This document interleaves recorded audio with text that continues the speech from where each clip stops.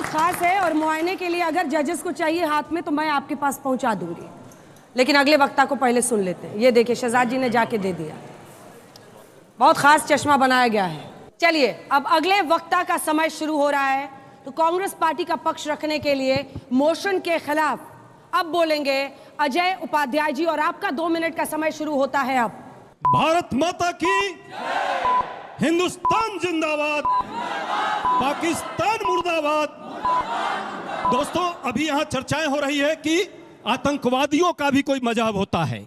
मैं इसी आज तक के 2 उदाहरण देना चाहता हूं। अमित शाह जी का एक उदाहरण है। अमित शाह ने खुद आज तक पे चला है, आतंकवाद का कोई धर्म नहीं होता है, वह इंसानियत के खिलाफ होता है।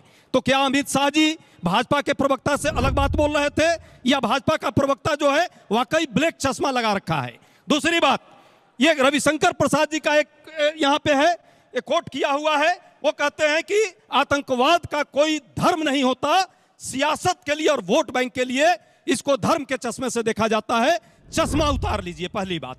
दूसरी बात, सबने देखा पहलगाम में जिन कायराना हरकत हुई, जिस तरह पाकिस्तानियों ने आकर के यह प्रायोजित किया था और हमारे देश पर एक तरह से हमला करने का प्रयास किया था, वो अपने आप में सबसे बड़ा इस देश का कुकृत्य काम पाकिस्तानियों ने किया और उसकी सजा उसको मिलेगी।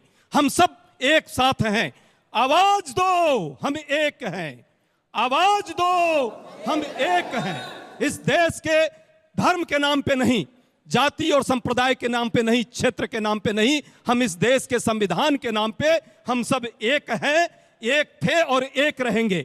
जिन पाकिस्तानियों ने इस देश में धर्म के नाम पे इस देश को बांटने की एक नापाक कोशिश की, उन्माद फैलाने की बात की, धर्म के नाम पे जो गोलियां चली वो धर्म के नाम पे नहीं, इस देश में बेमनस फैलाने की बात थी, ये तरह से कहीं ना कहीं धार्मिक उन्माद फैलाने की बात थी। उसको हम सब ने मिल करके एकजुटता दिखा करके और उसको उसके मंसूबे को नकाब कर दिया, उसके नकाब को हमने उसके मुखौटे को उठा करके फेंक दिया।